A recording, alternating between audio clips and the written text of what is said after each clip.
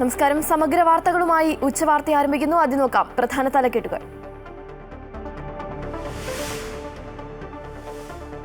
രാജ്ഭവനിലെ പരിസ്ഥിതി ദിനാഘോഷം ബഹിഷ്കരിച്ച് കൃഷിമന്ത്രി. വേദിയിൽ RSS പരിപാടിയിലെ ചിത്രങ്ങളെന്ന ആരോപണം. ചിത്രം നീക്കണമെന്ന ആവശ്യം രാജ്ഭവൻ തള്ളി. കൃഷിവകുപ്പിന്റെ പരിപാടി ദർബാർ ഹാളിലേക്ക് മാറ്റി.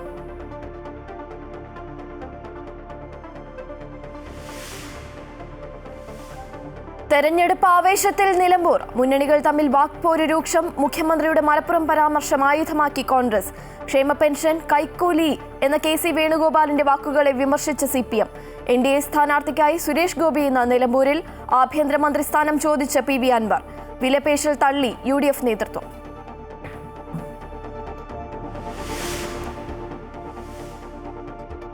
നരേന്ദ്ര കീഴടങ്ങൂ എന്ന രാഹുലിന്റെ പരാമർശത്തെ പരോക്ഷമായി തള്ളി ശശി തരൂർ. ഇന്ത്യ പാക് സംഘർഷം അവസാനിപ്പിക്കാൻ ഇന്ത്യ ആരോടും ആവശ്യപ്പെട്ടിട്ടില്ലെന്നും അമേരിക്കൻ പ്രസിഡന്റിനോട് ബഹുമാനം മാത്രമെന്നും തരൂർ. ഇന്ത്യ പാക് പ്രശ്നം പരിഹരിക്കാൻ അമേരിക്ക ഇടപെടണമെന്നാവശ്യപ്പെട്ട പാകിസ്ഥാൻ രംഗത്ത്.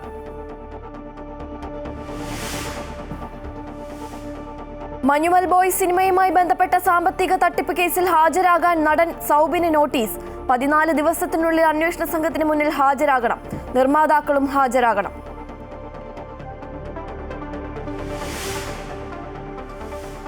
എറണാകുളം അങ്കമാലി അതിരൂപത വൈദിക സമിതി യോഗത്തിനിടെ പ്രതിഷേധം. അച്ചടക്ക നടപടി നേരിടുന്ന വൈദികരെ യോഗത്തിൽ പങ്കെടുപ്പിക്കില്ലെന്ന് സിനഡ് അനുകൂലികൾ.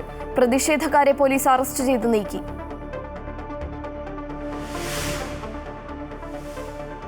ബംഗളൂരു ദുരന്തത്തിൽ സ്വമേധയാ കേസെടുത്ത് കർണാടക ഹൈക്കോടതി. അന്വേഷണ റിപ്പോർട്ട് ഉടൻ സമർപ്പിക്കണം. വിജയാഘോഷ റാലി സംഘടിപ്പിച്ചത് പോലീസ് അനുമതി ഇല്ലാതെ എന്ന റിപ്പോർട്ട്. ദുരന്തത്തിൽ മജിസ്റ്റീരിയൽ അന്വേഷണം പ്രഖ്യാപിച്ച കർണാടക സർക്കാർ.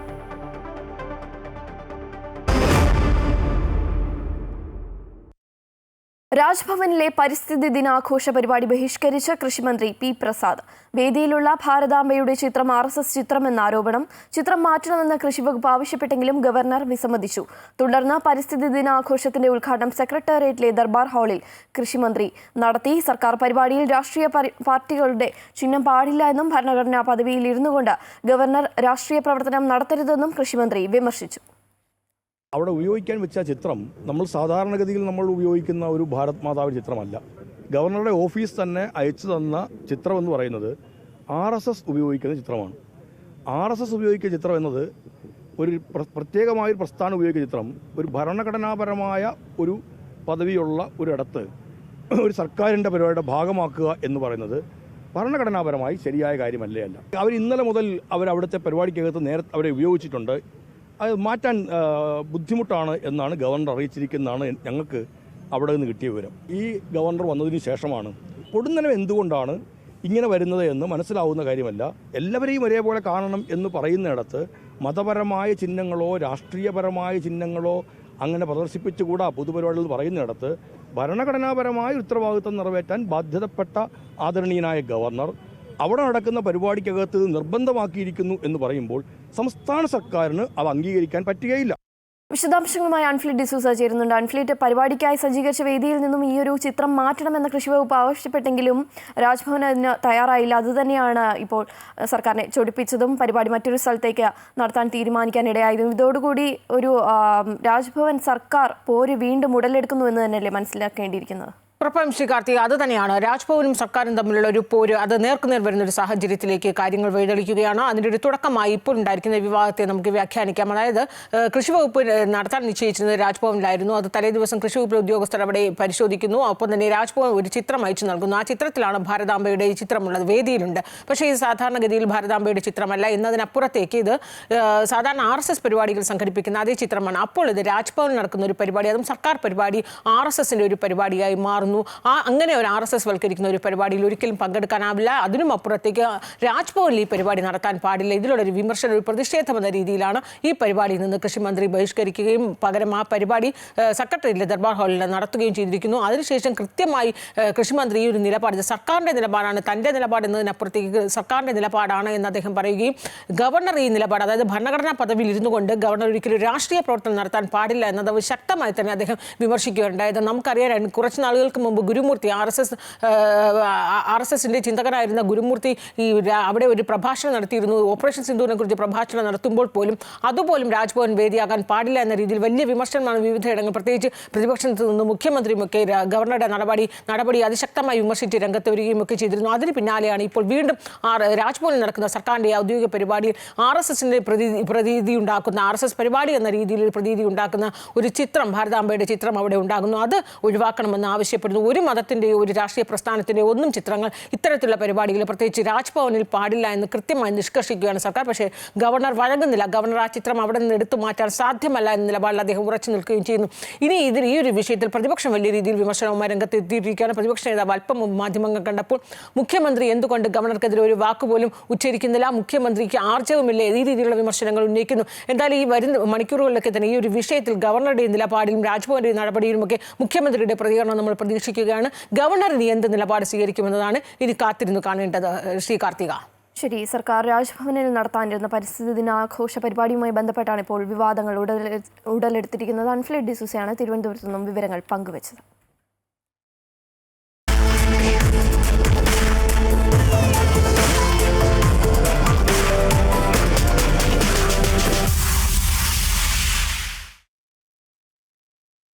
പോരാട്ടച്ചൂടിൽ നിലമ്പൂർ പ്രചാരണം ശക്തമാക്കി മുന്നണികൾ. വോട്ടർമാരെ നേരിട്ട് കണ്ട വോട്ട് അഭ്യർത്ഥിക്കുകയാണ് ഇടത് വലത് സ്ഥാനാർത്ഥികൾ. NDA സ്ഥാനാർത്ഥി മോഹൻ ജോർജിന്റെ തെരഞ്ഞെടുപ്പ് കൺവെൻഷൻ ഇന്ന് ഉച്ചയ്ക്ക് ശേഷം നടക്കും. മുന്നണികൾ തമ്മിൽ രൂക്ഷമായ വാക്പോര്. മുഖ്യമന്ത്രിയുടെ മലപ്പുറം പരാമർശം ആയുധമാക്കുകയാണ് കോൺഗ്രസ്. ആഭ്യന്തരമന്ത്രി സ്ഥാനം ചോദിച്ച PV അൻവറും പത്രിക പിൻവലിക്കില്ലെന്നും അൻവർ പറഞ്ഞു. KK പ്രശാന്ത് ചേരുന്നുണ്ട്. വിശദാംശങ്ങളുമായി പ്രശാന്ത്, ആരോപണ പ്രത്യാരോപണങ്ങളും പ്രചാരണ ചൂടും ഒക്കെയായി നിലമ്പൂർ ഇങ്ങനെ സജീവമാവുകയാണ്. എന്തൊക്കെയാണ് നിലവിലെ വിശദാംശങ്ങൾ?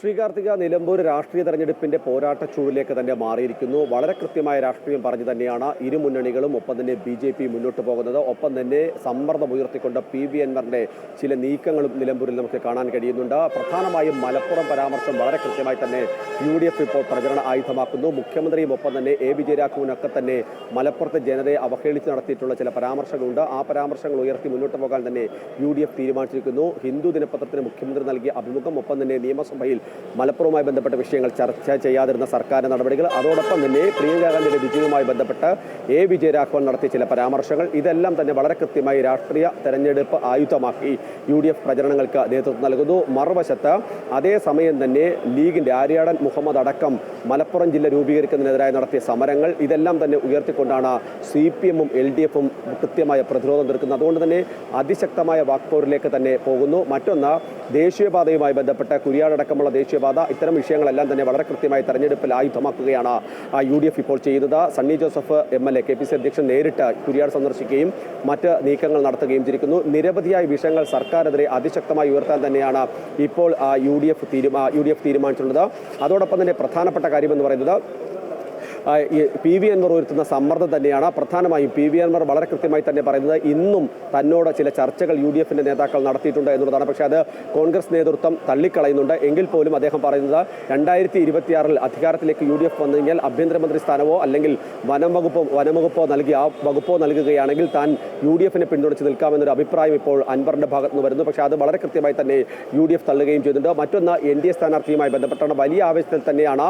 പ്രത്യേകിച്ച് കോളനികൾ, മറ്റ് പ്രദേശങ്ങൾ എല്ലാം തന്നെ കേന്ദ്രീകരിച്ച്, ഊരുകളെല്ലാം തന്നെ കേന്ദ്രീകരിച്ചുള്ള പ്രചരണമാണ്, വീടുകൾ തേടിയുള്ള പ്രചരണമാണ് ഇപ്പോൾ നടത്തിക്കൊണ്ടിരിക്കുന്നത് NDA സ്ഥാനാർത്ഥി. ഒപ്പം തന്നെ മറ്റ് BJP നേതാക്കളും അദ്ദേഹത്തിന് പിന്തുണയുമുണ്ട്. അതോടൊപ്പം തന്നെ ഇന്ന് സുരേഷ് ഗോപി ഇറക്കിക്കൊണ്ടുള്ള തെരഞ്ഞെടുപ്പ് പ്രചരണത്തിനാണ് BJP NDA നേതൃത്വം നൽകുന്നത്. സുരേഷ് ഗോപി എത്തുന്നതോടുകൂടി തന്നെ തെരഞ്ഞെടുപ്പിന്റെ ചിത്രവും കളവും ഒക്കെ മാറും എന്ന് തന്നെയാണ് NDA അവകാശപ്പെടുന്നത്. ശരി, KK പ്രശാന്താണ് നിലമ്പൂരിൽ നിന്നും വിവരങ്ങൾ പങ്കുവച്ചത്. നിലമ്പൂർ ഉപതെരഞ്ഞെടുപ്പിൽ ഇടത് സ്ഥാനാർത്ഥി ചോദ്യങ്ങൾക്ക് മറുപടി പറയുന്നില്ലെന്ന് യൂത്ത് കോൺഗ്രസും യൂത്ത് ലീഗും. അന്താരാഷ്ട്ര വിഷയങ്ങളിൽ നിന്ന് മാറി മലപ്പുറത്തെക്കുറിച്ച് പറയണം. ദേശീയപാതാ പ്രശ്നത്തിൽ KC വേണുഗോപാൽ ഗഡ്കരിയെ വിമർശിക്കുമ്പോൾ പൊതുമരാമത്ത് വകുപ്പ് മന്ത്രിക്ക് എന്തിനാണ് പൊള്ളുന്നതെന്ന് രാഹുൽ മാങ്കൂട്ടത്തിൽ ചോദിച്ചു. 2 തോണിയിലും കാലുവെക്കുന്ന ആളാണ് മുഹമ്മദ് റിയാസ് എന്ന് PK ഫിറോസും വിമർശിച്ചു.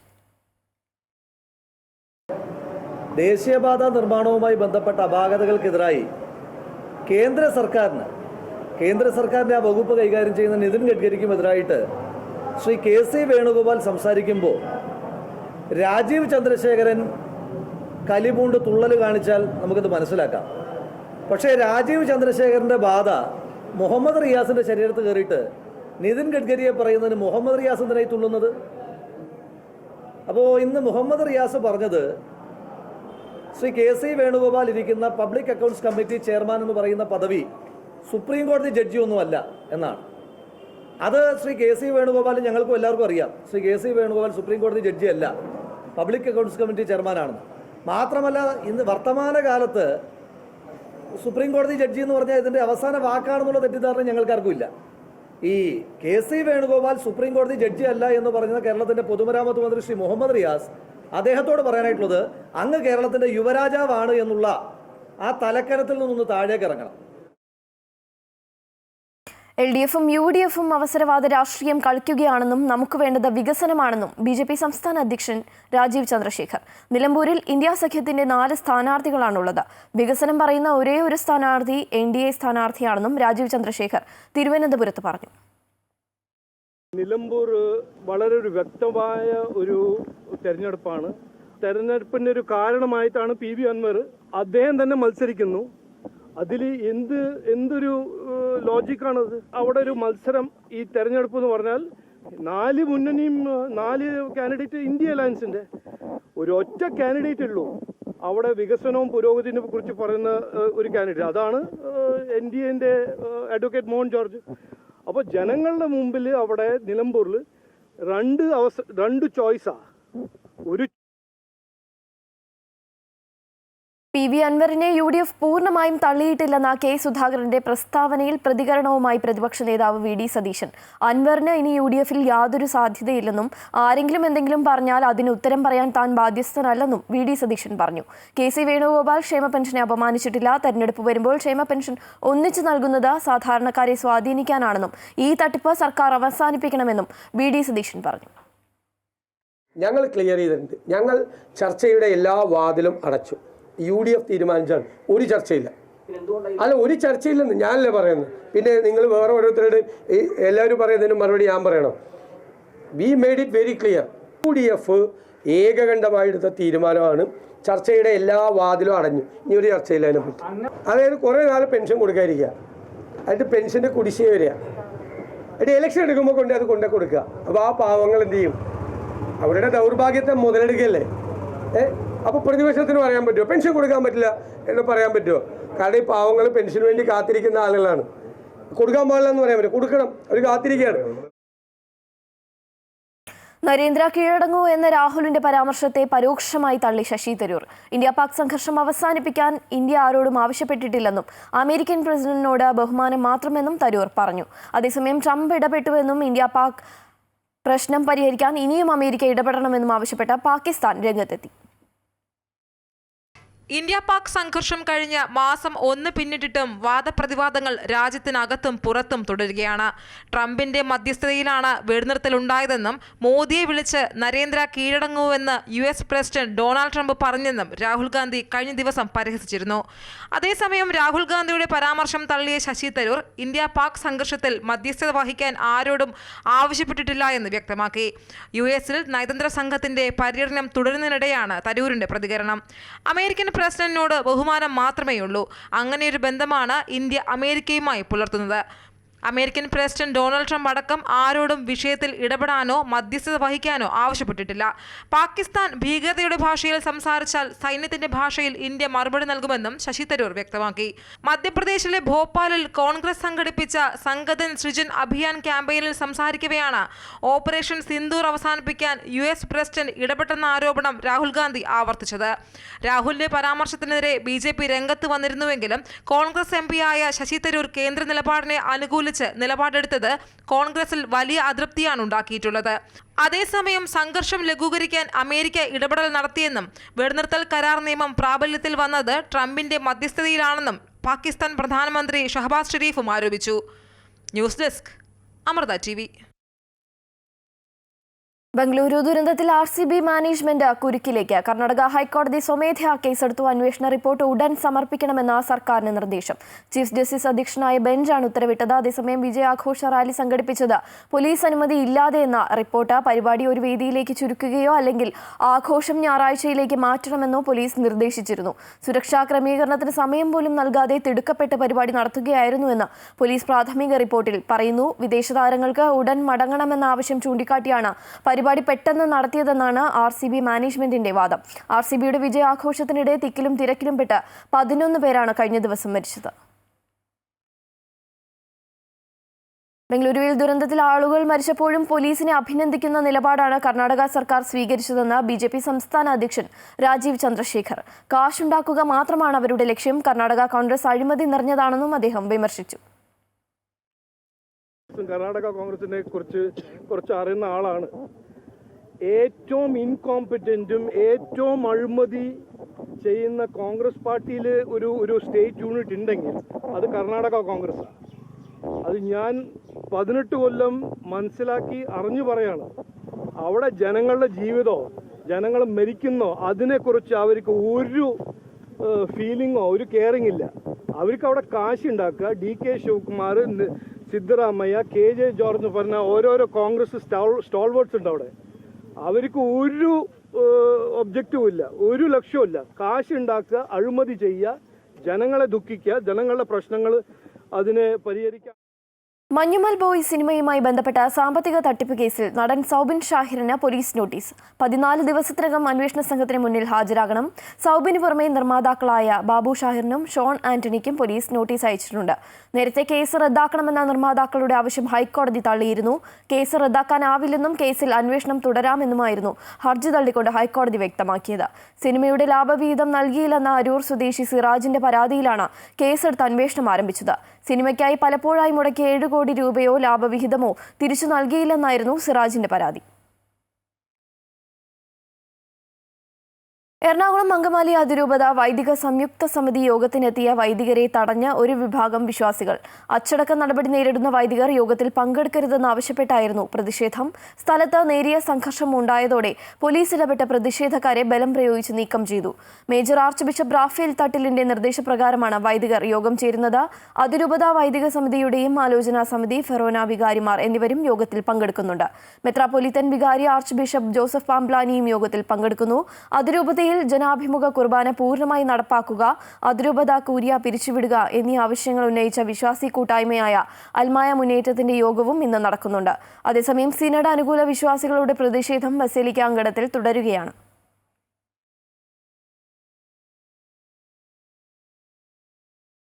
കൊച്ചിയിൽ കപ്പൽ മുങ്ങിയ സംഭവത്തിൽ നിർണായക ഇടപെടലുമായി ഹൈക്കോടതി. കപ്പലിൽ നിന്നും കടലിൽ ഒഴുകിയത് എന്തൊക്കെ രാസവസ്തുക്കളാണെന്ന കോടതിയുടെ ചോദ്യം. കപ്പലിൽ നിന്നും കടലിൽ വീണ വസ്തുക്കൾ എന്തൊക്കെയാണെന്ന് സർക്കാർ പൊതു ഇടങ്ങളിൽ വ്യക്തമാക്കണം. ജനങ്ങളുടെ ആശങ്ക അകറ്റാൻ സർക്കാരിന് ബാധ്യതയുണ്ട്. കപ്പൽ മുങ്ങിയതിൽ തീരദേശ മേഖലയ്ക്ക് എന്തെങ്കിലും പ്രത്യാഘാതമുണ്ടെങ്കിൽ അത് വ്യക്തമാക്കണമെന്നും കോടതി പറഞ്ഞു. തൃശൂർ പടിയൂരിൽ അമ്മയെയും മകളെയും കൊലപ്പെടുത്തിയ സംഭവത്തിൽ പ്രതിക്കായി ലുക്കൌട്ട് നോട്ടീസ് പുറത്തിറക്കി പോലീസ്.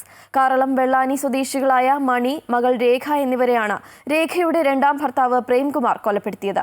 കോട്ടയം സ്വദേശിയായ ഇയാൾ 2019 ഉദയംപേരൂരിൽ ആദ്യ ഭാര്യ വിദ്യയെ കഴുത്തറുത്ത് കൊലപ്പെടുത്തിയ കേസിലും പ്രതിയാണ്. അതീവ ക്രൂരനായ പ്രതിയെ ആദ്യ കേസിൽ ഏറെ പണിപ്പെട്ടായിരുന്നു പിടികൂടിയതെന്നും കൊലപാതകത്തിന് ശേഷം ദൃശ്യം മോഡലിലാണ് പ്രതി രക്ഷപ്പെട്ടതെന്നും പോലീസ് പറഞ്ഞു. തന്റെ ഫോൺ ട്രെയിനിൽ വടക്കേന്ത്യയിലേക്ക് അയച്ച ശേഷമാണ് അന്ന് പ്രേംകുമാർ രക്ഷപ്പെട്ടത്. കഴിഞ്ഞ ദിവസം പടിയൂർ പഞ്ചായത്തിന് സമീപമുള്ള വീട്ടിൽ നിന്നും ദുർഗന്ധം വമിച്ചതിനെ തുടർന്നാണ് മരണവിവരം പുറത്തുവരുന്നത്. അയൽവാസികൾ മണിയുടെ മറ്റൊരു മകളെ വിവരമറിയിക്കുകയായിരുന്നു. ഇവർ വന്ന വീടിന്റെ പിറകുവശത്തെ വാതിൽ തുറന്ന് അകത്ത് കയറി നോക്കിയപ്പോഴാണ് അമ്മയും മകളും വീടിന്റെ ഹാളിലും സമീപത്തെ മുറിയിലുമായി മരിച്ചു കിടക്കുന്നത് കണ്ടത്. മൃതദേഹങ്ങൾക്ക് ദിവസങ്ങളുടെ പഴക്കമുണ്ടായിരുന്നു. വീടിനുള്ളിൽ സാധനങ്ങൾ അലങ്കോലമായ നിലയിലായിരുന്നു. മണിയുടെ മകൾ രേഖയുടെ 2ാമത്തെ ഭർത്താവ് കോട്ടയം സ്വദേശി പ്രേംകുമാർ കുറച്ച് ദിവസങ്ങൾക്ക് മുൻപ് ഇവിടെ ഉണ്ടായിരുന്നതായി നാട്ടുകാർ പറഞ്ഞു. എന്നാൽ ഇയാളെ ബന്ധപ്പെടാൻ സാധിച്ചിരുന്നില്ല. ദിവസങ്ങൾക്ക് മുൻപ് പ്രേംകുമാറിനെതിരെ ഇരിങ്ങാലക്കുട വനിതാ സ്റ്റേഷനിൽ പരാതി നൽകിയിരുന്നതായി സഹോദരി വെളിപ്പെടുത്തിയിരുന്നു. കാട്ടൂർ ഇൻസ്പെക്ടർ ER ബൈജുവിന്റെ നേതൃത്വത്തിലുള്ള പോലീസ് സംഘം സ്ഥലത്തെത്തി തെളിവുകൾ ശേഖരിച്ചു. രേഖയുടെ ഭർത്താവ് പ്രേംകുമാറിനായി പോലീസ് തിരച്ചിൽ തുടരുകയാണ്. കുടുംബ വഴക്കിനെ തുടർന്ന് പ്രേംകുമാർ കൊലപാതകം നടത്തിയെന്നാണ് പോലീസിന്റെ പ്രാഥമിക നിഗമനം. കഴുത്തുഞ്ഞെരിച്ചോ ശ്വാസം മുട്ടിച്ചോ കൊന്നതാകാമെന്നാണ് കരുതുന്നത്. Amrita news, Thrissur. Amrita global school ആലപ്പുഴയിൽ പ്രവർത്തനം ആരംഭിച്ചു. സ്കൂളിലെ ആദ്യ ബാച്ചിന്റെ പ്രവേശനവും കെട്ടിടത്തിന്റെ ഉദ്ഘാടനവും മാതാ അമൃതാനന്ദമയി മഠം ജനറൽ സെക്രട്ടറി സ്വാമി പൂർണ്ണാമൃതാനന്ദപുരി നിർവഹിച്ചു. പ്രകൃതിയെ സ്നേഹിച്ച് നിഷ്കളങ്കത നഷ്ടപ്പെടാതെ വിദ്യാഭ്യാസ മൂല്യങ്ങൾ നേടാൻ കഴിയണമെന്നാണ് അമ്മ പറയുന്നത്. പ്രകൃതിയിലേക്ക് നോക്കി പഠിക്കാനാണ് നമ്മൾ കുട്ടികളെ പഠിപ്പിക്കേണ്ടത്. അതാണ് അമൃത ഗ്ലോബൽ സ്കൂളും ലക്ഷ്യമിടുന്നതെന്നും സ്വാമി പൂർണ്ണാമൃതാനന്ദപുരി അനുഗ്രഹ പ്രഭാഷണത്തിൽ പറഞ്ഞു. മാതാ അമൃതാനന്ദമയി മഠം ആരംഭിക്കുന്ന സംസ്ഥാനത്തെ ആദ്യത്തെ പ്രീമിയർ CBSE ഗ്ലോബൽ സ്കൂളാണ് ആലപ്പുഴയിലേത്. അപ്പം നമ്മുടെ നിഷ്കളങ്കത നഷ്ടപ്പെടാതെ ഏറ്റവും ആധുനിക വിദ്യാഭ്യാസം കിട്ടുന്ന രീതിയിലുള്ള വിദ്യാലയത്തിനാണ് അമ്മ ഇപ്പോൾ പ്രാധാന്യം കൽപ്പിക്കുന്നത്. ഇവിടെ നമുക്ക് അമ്മയുടെ അനുഗ്രഹം എപ്പോഴും ഉണ്ടാവും. അമ്മ പ്രകൃതിയെ സംരക്ഷിക്കുന്നതിൻ്റെ കാര്യങ്ങൾ എപ്പോഴും ഓർമ്മിപ്പിക്കാറുണ്ട്. പ്രകൃതിയുടെ അനുഗ്രഹം ഉണ്ടെങ്കിൽ എന്തും പഠിക്കാതെ മനസ്സിലാവും. നമുക്കറിയാത്ത ഒരുപാട് പാഠങ്ങൾ പ്രകൃതി നമ്മളെ പഠിപ്പിക്കാൻ ശ്രമിക്കുന്നുണ്ട്. അത് മനസ്സിലാവണമെങ്കിൽ പ്രകൃതിയുമായിട്ട് ഒരു പ്രണയബന്ധമുണ്ടാവണം. സംസ്ഥാനത്ത് ബക്രീദ് അവധി ശനിയാഴ്ചയാക്കി ഉത്തരവിറക്കി. നാളത്തെ അവധി ദിനം മറ്റന്നാളത്തേക്ക് മാറ്റിയാണ് സർക്കാർ ഉത്തരവിറക്കിയിരിക്കുന്നത്. സ്കൂളുകൾക്ക് നാളെ പ്രവൃത്തി ദിനമായിരിക്കും. ബക്രീദിനോടനുബന്ധിച്ച് നാളെയും മറ്റന്നാളും അവധി വേണമെന്ന ആവശ്യം ഉയർന്നിരുന്നു. ഹജ്ജ് തീർത്ഥാടനം തുടരുന്നു. ഹജ്ജിലെ പ്രധാന ചടങ്ങായ അറഫ സംഗമം തുടരുന്നു. 160 രാജ്യങ്ങളിൽ നിന്നായി 18 ലക്ഷത്തോളം തീർത്ഥാടകരാണ് അറഫ മൈതാനിയിൽ സംഗമിക്കുന്നത്. മിനായിലെത്തിയ തീർത്ഥാടകർ സുബ്ഹി നമസ്കാരത്തിന് ശേഷം അറഫ സംഗമത്തിനായി നീങ്ങി. നമീറ പള്ളിയിലെ പ്രഭാഷണം മലയാളം ഉൾപ്പെടെ നിരവധി ഭാഷകളിൽ തത്സമയ വിവർത്തനം ചെയ്യുന്നുണ്ട്. മലയാളികളടക്കം ഇന്ത്യയിൽ നിന്ന് 122,422 തീർത്ഥാടകരാണ് ഹജ്ജിനെത്തിയത്.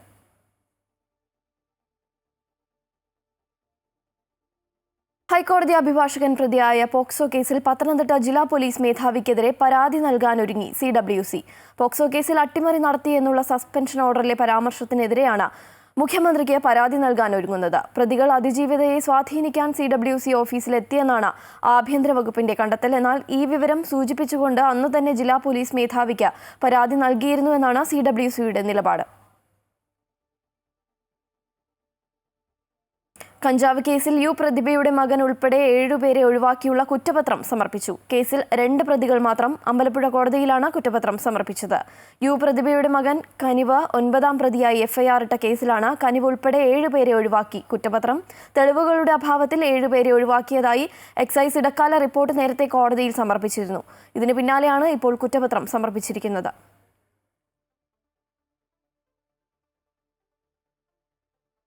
12 രാജ്യങ്ങളിലെ പൗരന്മാർക്ക് പ്രവേശന വിലക്ക് ഏർപ്പെടുത്തിയ America Afghan, Myanmar, Iran, Libya, Yemen, Haiti, Somalia, Sudan, Eritrea, guinea, Congo, Chad എന്നീ രാജ്യങ്ങൾക്കാണ് സമ്പൂർണ്ണ വിലക്ക് ഏർപ്പെടുത്തിയിരിക്കുന്നത്. തിങ്കളാഴ്ച മുതൽ വിലക്ക് പ്രാബല്യത്തിൽ വരും. ക്യൂബയടക്കം 7 രാജ്യങ്ങളിൽ നിന്നുള്ള പൗരന്മാർക്ക് ഭാഗിക വിലക്കും ഏർപ്പെടുത്തി. അമേരിക്കയുടെ ദേശീയ സുരക്ഷയ്ക്ക് അനിവാര്യമാണ് ഈ നടപടിയെന്നാണ് ട്രംപിന്റെ വിശദീകരണം. 2017 ട്രംപ് പ്രസിഡന്റായിരുന്ന സമയത്തും രാജ്യങ്ങൾക്ക് പ്രവേശന വിലക്ക് ഏർപ്പെടുത്തിയിരുന്നു.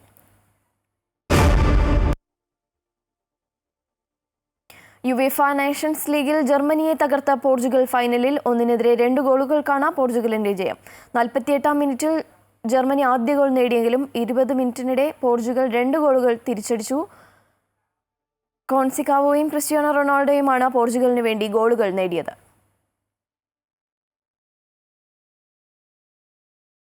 ഇതോടെ ഉച്ചവാർത്ത പൂർണ്ണമാകുന്നു. കൂടുതൽ വാർത്തകൾക്കായി അമൃത ന്യൂസ് യൂട്യൂബ് ചാനൽ കാണുക. നമസ്കാരം.